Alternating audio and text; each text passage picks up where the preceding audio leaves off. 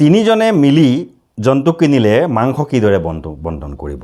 তিনিজন বা চাৰিজন যেজনে মিলি কৰক, 3, 4, 5, 6, 7 সাতজনলৈকে যিহেতু কৰিব পাৰি ডাঙৰ জন্তুত, যদি মিলি পেলাই কুৰবানী কৰে সমান অংশৰে কুৰবানী কৰিব লাগিব। আৰু মাংস বণ্টন কৰাৰ ক্ষেত্ৰতো কিন্তু এইটো যথেষ্ট এটা সতৰ্কতাৰ কথা, যথেষ্ট সতৰ্কতা অৱলম্বন কৰিব লাগিব। মাংস বণ্টন কৰাৰ ক্ষেত্ৰত এই 3জন বা 4জনৰ মাজত যিকেইজন অংশীদাৰ থাকিব, এই অংশীদাৰসকলৰ মাংস বণ্টন কৰাৰ ক্ষেত্ৰত শৰীয়তে কয় যে পাল্লাৰে জুখি পেলাই বণ্টন কৰিব লাগিব। বহুত মানুহে আনুমানিকভাৱে মানে জুখি পেলাই হ'ব এইখিনি আছে, এইখিনি এওঁলোকৰ কাৰণে, এইখিনি এওঁৰ কাৰণে, কিন্তু এইদৰে এইটো ঠিক নহয়।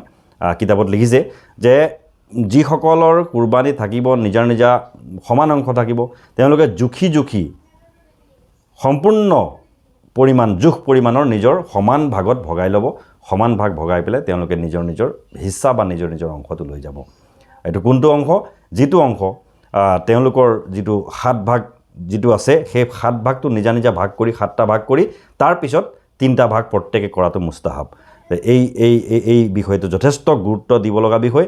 বহুতেই এই ক্ষেত্ৰত কিছু অৱহেলা কৰা দেখা যায়। হ'ব তেওঁটো আৰু মানিছেই বা মানিবই, তেওঁটো আৰু এইবিলাক নাভাবে, নহয় এই কথাটো। এইটো এটা ভুল ধাৰণা। এই ক্ষেত্ৰত যথেষ্ট সতৰ্কতা অৱলম্বন কৰিব লাগে আৰু পাল্লাৰে জুখি সমান পৰিমাণৰ সমান অংশ তেওঁলোকক দিব লাগিব, সকলোকে সমান অংশ দিব লাগে।